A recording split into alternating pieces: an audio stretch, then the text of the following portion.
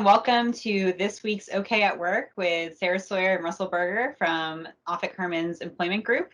And this week we are back to talking about vaccines, which is the topic that's on everyone's minds these days, and rightfully so.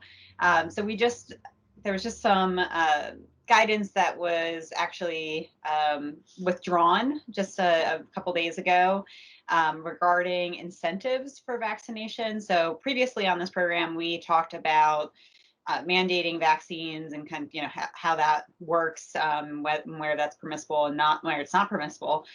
As an alternative, a lot of companies have been looking at incentive programs for having employees get vaccinated. So some of the big companies like Walmart, Amazon, Tyson's Foods have been looking at incentivizing employees by, paying them. So Tyson's, for example, is paying them for 4 hours if they go get vaccinated. So the EEOC had come out with some guidance about what types of incentives employers could offer. And they had stated that employers could only offer what were called de minimis incentives, like a water bottle, a gift card, something of modest value. But now they have withdrawn that guidance. So where does that leave employers, you think, Russell?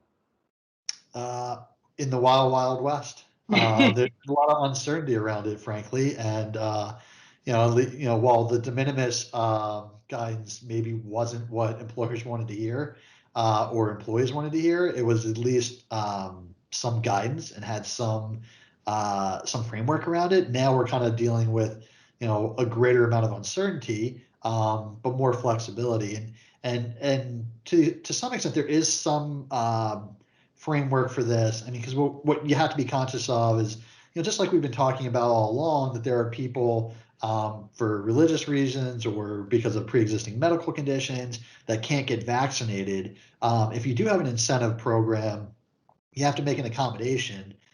Just like you would have to make an accommodation to them getting vaccinated, you've got to make an accommodation so that they can participate in the incentive program, even if they can't get vaccinated. So, at least that's one kind of foundational rule that we know is in place with respect to vaccination issues. Yeah, and it's interesting because right now, as far as the mandating vaccines, it would be very difficult to implement that program as of today. We're filming this on February 19th, and they're not the vaccines are not widely available. But it's interesting because it seems like the incentive program would be easier than mandating, because mandating sounds like this really big challenge, and we've got to have these carve outs for people who can't get vaccinated. But really, when it comes to incentive programs, it's not as easy as it may sound. Exactly to your point, Russell, you still have to consider these other options, as far as people that aren't able to get vaccinated for religious reasons, their own health reasons. So it's not as straightforward as it may appear on the surface, and there's definitely some risk associated with these incentive programs that are probably comparable risks to mandating the vaccine. I would almost even say less, because I mean, if you mandate vaccination in your workplace, I mean, you've got to make these accommodations for religious and medical conditions, but you're allowed to mandate it, and obviously you don't want to mandate it in a way that it has a discriminatory impact on a protected class of people. But you can do it with the incentive program. There's all sorts of spin out questions. If you pay someone for 4 hours to go get the vaccination, does that count as hours worked? Because you're mandating it as an employer. And if you count it as hours worked, how would that affect overtime calculations? And I went to that one because I'm a wage and hour overtime guy myself. But I mean, there's a lot of different issues with beyond that with respect to providing some sort of compensation or some sort of incentive to someone. We have less guidance, less clarity on those rules than we do mandating vaccination, because that they just say, hey, it's okay, just make these accommodations. So that's definitely something that employers are going to have to think about. On the flip side, from a management tool, we're talking about like the carrot versus the stick. And generally speaking, I think it's if you can, it's advisable to incentivize and use the carrot to compel employees to engage in a certain behavior than to threaten them. That generally most people don't take too kindly to you're going to be fired if you don't get vaccinated. Yeah.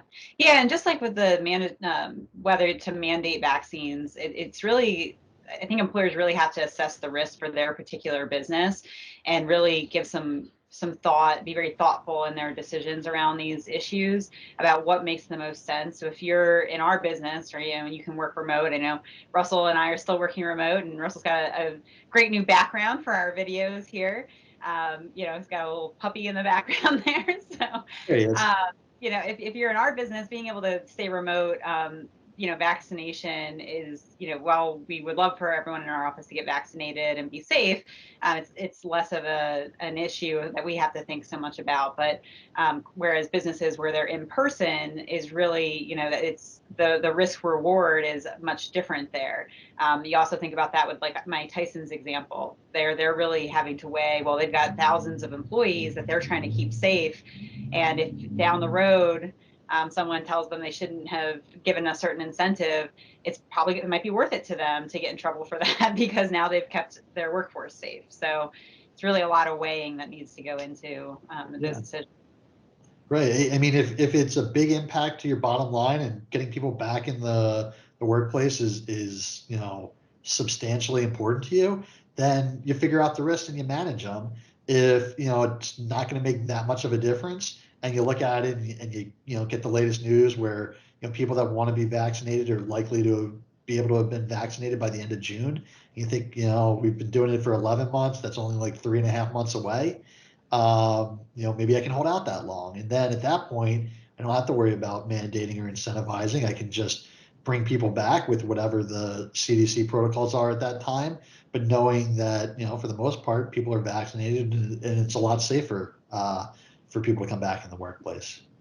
Yeah, I think the main takeaway is that these are not easy questions to answer, and that there's as you were mentioning, Russell, that there's a lot of complicated different pieces to this and different questions you need to ask yourself, and definitely just want to be careful and deliberate in how you implement these things, and that's something we're definitely here to help with, and we give a lot of thought to. So hopefully everyone can stay safe out there. Yeah, well, definitely important, especially as you kind of think through your own circumstances to really think it all the way through, because these are unique questions. These aren't things that, employers are used to dealing with, and they implicate a lot of different issues. And you got to find, there's no one size fits all with this. You got to find the right fit for your business. Yeah, I'm sure they'll be putting these on law school exams down the road. So nice, complicated fact patterns. But all right, well, thank you, Russell, and we'll talk next time on OK at Work.